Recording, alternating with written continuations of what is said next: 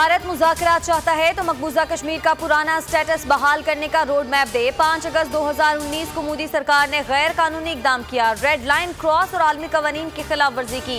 वज़ीर आज़म का गैर मुल्की खबर एजेंसी को इंटरव्यू, कहा भारत से हमेशा मुहज़्ज़िब और आज़ादाना ताल्लुकात के ख़्वाह हैं।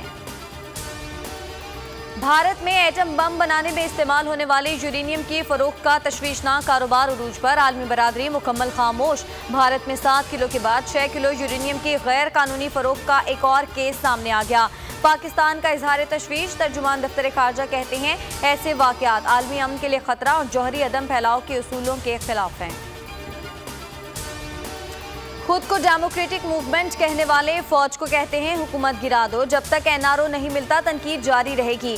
वज़ीर आज़म इमरान खान का तकरीब से खिताब, कहा इनकी चोरियां सामने आ रही हैं, इसीलिए हुकूमत गिराने के लिए दबाव डाल रहे हैं। हर जगह माफियाज बैठे हैं, इनके खात्मे के लिए जद्दोजहद जारी है। तासुर दिया गया, बटन दबाते ही नया पाकिस्तान सामने आ जाएगा।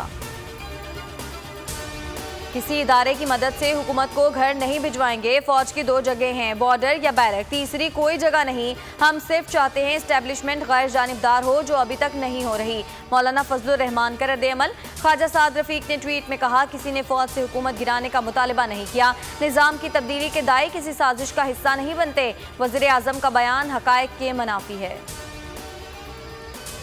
हुकूमत गिराने के लिए किसी के पास नहीं जाएंगे। ऑपोजिशन में ताकत ना हुई तो इलेक्शन तक इंतजार करेंगे। अवाम खुद इन्हें लात मार कर गिरा देंगे। बजट पर पीपल्स पार्टी के MNA शहबाज शरीफ के हवाले करता हूँ। बिलावल भुट्टो जरदारी की प्रेस कॉन्फ्रेंस, कहा मुल्क में एहतसाब का दोगला निज़ाम है। वज़ीर आज़म रायवंड का हो तो सजा के बावजूद लंदन भेज दिया जाता है। नवाब शाह के सदर पर झूठा इल्ज़ाम लगे तो वो मुल्क में ही कैद गुजारता है।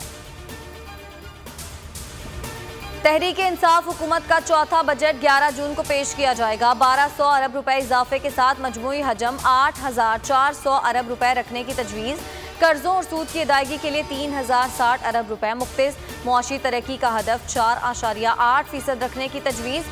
20 अरब रुपए की टैक्स छूट खत्म किए जाने का इम्कान है। कराची वालों पर 1 अरब 5 करोड़ रुपए का बिजली बम गिरा दिया गया। नेपरा ने की इलेक्ट्रिक के लिए बिजली की कीमतों में रद्दोबदल कर दिया। जून से दिसंबर 2020 के फ्यूल चार्जेस एडजस्टमेंट की दरख्वास्तों पर फैसला जारी। 4 माह के लिए टैरिफ में इजाफा, 3 माह के लिए कमी की गई। पंजाब में SOPs के साथ मज़ारात खोलने की इजाज़त। इस्लामाबाद में 1ली से 8वीं जमात के लिए स्कूल पीर से खोलने का ऐलान, नोटिफिकेशन जारी। सिंध हुकूमत का 1-2 रोज़ में तालीमी इदारों से मुतालिक फैसला करने का ऐलान।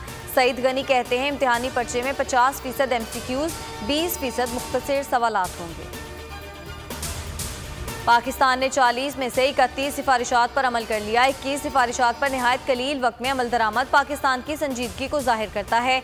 FATF एशिया पैसिफिक ग्रुप ने पाकिस्तानी अमल दरामद रिपोर्ट में वाज़ेह पेशरफ्त तस्लीम कर ली। FATF की म्यूचुअल इवेल्युएशन रिपोर्ट जारी। हेडलाइंस आप जान चुके। मजीद बाखबर रहने के लिए विजिट कीजिए हमारी वेबसाइट boldnews.com। अब आप देख सकेंगे प्रोग्राम। बस बहुत हो गया, देखते रहिए बोल्ड न्यूज़।